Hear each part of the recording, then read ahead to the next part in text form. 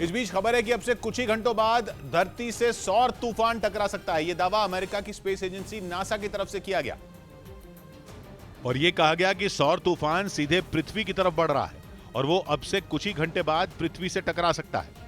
इस बात की पूरी संभावना जताई गई कि रात को यह सौर तूफान धरती से टकराएगा। हालांकि कहा जा रहा है कि सूरज की सतह पर विस्फोट होने से धरती पर गर्मी का प्रकोप तो नहीं देखा जाएगा, लेकिन जो ताकतवर जियोमैग्नेटिक वेव्स विस्फोट होने के बाद निकलेंगी उनका असर जरूर पृथ्वी पर पड़ सकता है। अगर सौर तूफान धरती से टकराता है तो पूरी दुनिया अंधेरे में डूब सकती है और कुछ देर के लिए इसका असर सिग्नल ट्रांसमिशन पर भी पड़ सकता है। मतलब ये कि पूरे विश्व में जीपीएस सिग्नल ठप हो सकते हैं।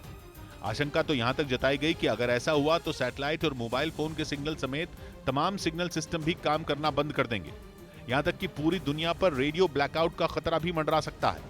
और यह पहली बार नहीं है जब धरती सौर तूफान का सामना करेगी। इससे पहले भी दुनिया में कई बार सूरज से उठे तूफान की घटनाएं होती रही हैं। 1859 में भी दुनिया ने सौर तूफान झेला था। उस वक्त इस घटना के कारण यूरोप और अमेरिका में टेलीग्राफ नेटवर्क को नुकसान पहुंचा था, जबकि 1979 में आए सौर तूफान की वजह से कनाडा के क्वेबेक शहर पर काफी असर पड़ा था।